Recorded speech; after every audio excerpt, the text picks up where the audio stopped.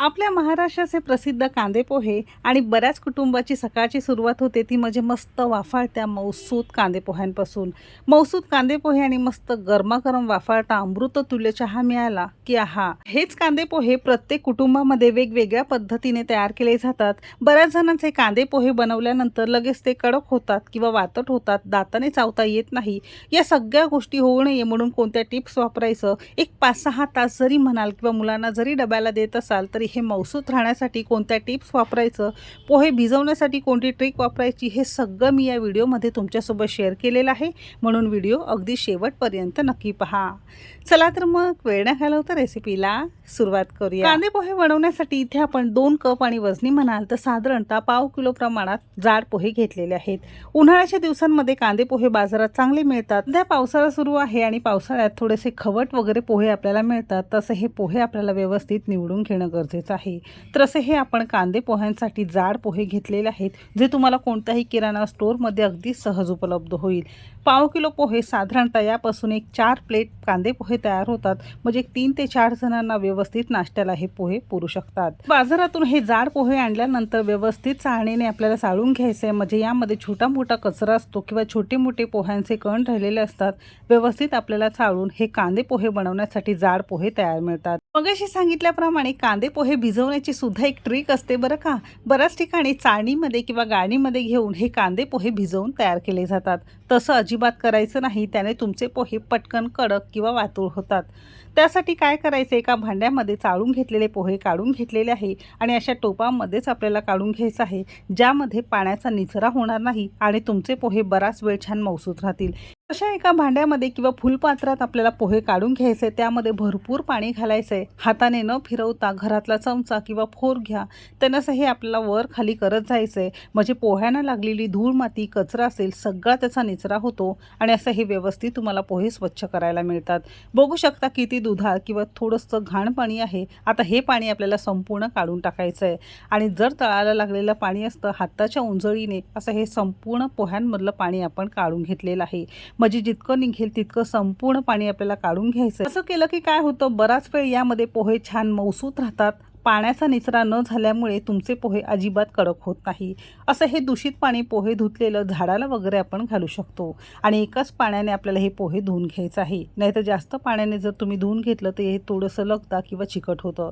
आता धुतल्या ओलच असताना किंवा थोडं मौसूद असताना नाजूक नाजूक हाताने पोहे चमचानेच आपण वर खाली करून घेतलेलं आहे आणि असं हे पोहे फक्त 1 मिनिटभरासाठी आपण बाजूला ठेवून देणार आहोत. 1.5 मिनिटानंतर बघू शकता असे हे पोहे तुमचे छान भिजून तयार होतात. चमचाने त्याला असं वर खाली करून घ्यायचे. प्रत्येक पोहे अगदी अख्खा आहे, अजिबात तुकडे झालेले नाही. हाताला अजिबात चिकटलेले तुम्हाला इथे जाणवत नसेल तर असे हे पोहे तुमचे परफेक्ट भिजून तयार आहे.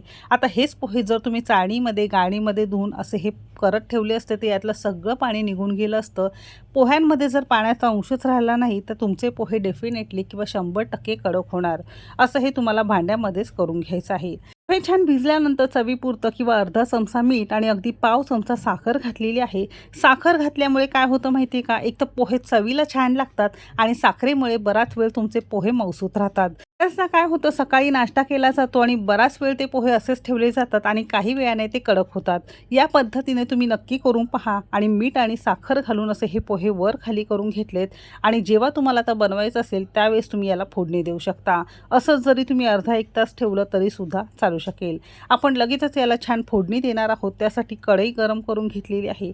पाव किलो पोह्यांसाठी तेलाच्या किटलीतली 1 पळीभर आपण तेल घातलेलं आहे. याचं प्रमाण अगदी परफेक्ट आहे. तेलाऐवजी साजूक तूप सुद्धा तुम्ही इथे वापरू शकता. तेल हलकंसं गरम झालं की 1 मूठ किंवा 50 ग्राम आपण इथे कच्चे शेंगदाणे घेतलेले आहेत. शेंगदाणे सुरुवातीला छान तळून घेणार आहोत. शेंगदाण्यांबरोबर वेगवेगळा सुकामेवा सुद्धा तुम्ही यामध्ये वापरू शकता. शेंगदाणे न वापरता सुद्धा तुम्हाला तयार करता येईल. सुरुवातीला छान तेल गरम करून घेतलेलं होतं. शेंगदाणे घातल्यानंतर मध्यम आचेवर थोडेसे शेंगदाणे फुटेपर्यंत आपण छान करून घेतलेलं आहे आणि मस्त कुरकुरी शेंगदाणे एका सेपरेट वाटीमध्ये काढून घेतलेला आहे. तर याच तेलामध्ये अगदी पाव चमचा मोहरी मस्त फुलू दिलेली आहे. मोहरी अशी छान फुलली पाहिजे, नाही तर थोडीशी कच्ची किंवा करपट चव आपल्या पोह्यांना येते. मोहरी छान फुलली की अगदी पाव चमचा किंवा चिमूटभर जिरं घातलेलं आहे. एक हिरवी मिरची तुकड्यांमध्ये घातलेली आहे. हिरवी मिरची आवडीनुसार कमी अधिक करू शकता. आणि 10 कढीपत्त्याची पानं घातली. कढीपत्त्याच्या पानांशिवाय आपली ही कांदे पोहे अपूर्णच. त्यासाठी कढीपत्ता जरूर घालायचा आहे. अगदी मंद आचेवर काही सेकंद आपण छान परतून घेतल्यानंतर यामध्ये एक मोठ्या आकाराचा आणि जर लहान असतील तर 2 लहान आकाराचे चौकोनीस पण थोड्याशा मोठ्या मोठ्या तुकड्यांमध्ये आपण कांदा चिरून घेतला आहे. अगदीच कांदा बारीक बारीक चिरायचा नाही, थोडासा मोठा मोठा चिरायचा आहे. आणि विशेष म्हणजे कांदे पोह्यांसाठी कांदा खूप जास्त परतला जात नाही, रंग अजिबात बदलायचा नाही, थोडासा कच्चाच ठेवायचा आहे. हलकासा गुलाबी रंग झालेला आहे. 1 ते 1.5 मिनिट आपण हा कांदा परतून घेतलेला आहे. आता यावरच चिमूटभर हिंग घातलेला आहे. अगदी पाव चमचा आपण यामध्ये हळद घातलेली आहे. हळद आणि हिंग फोडणीमध्येच घालून अगदी मंद आचेवर काही सेकंद आपण हे परतून घेतलेलं आहे.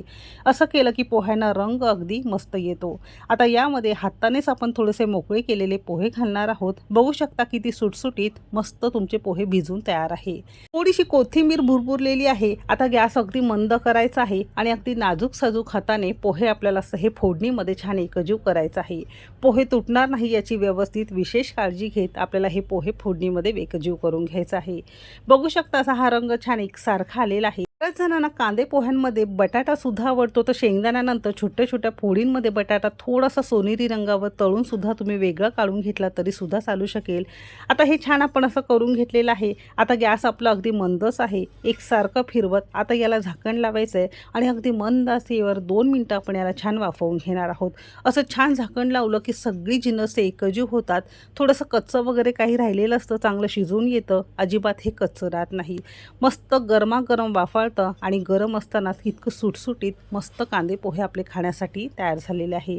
गरमागरम पोहे करून खाण्याची मजाच काही वेगळी असते. या साध्या आणि सोप्या पद्धतीत कांदे पोहे तुम्ही नक्की करून पहा. म्हणजे साखर थोडीशी घातल्यामुळे पोहे तुमचे चवीला छान लागणारच आहे आणि बराच वेळ हे मौसूत राहणार आहे. तर ही ट्रिक वापरून नक्की कांदे पोहे करून पहा. आणि मगाशी आपण जे शेंगदाणे तळून ठेवलेले होते ना, असे हे वरून घालायचं आहे. म्हणजे खाताना अगदी मस्त कुरकुरीत लागतात. आवडीप्रमाणे कोथिंबीर, ओलं खोबरं अथवा सुकं खोबरं तुम्ही भुरभुरू शकता. चवीला अगदी छान लागतं. शेंगदाणे असे वरून घातल्यामुळे मस्त कुरकुरीत तुमचे कांदे पोहे खाताना लागतात.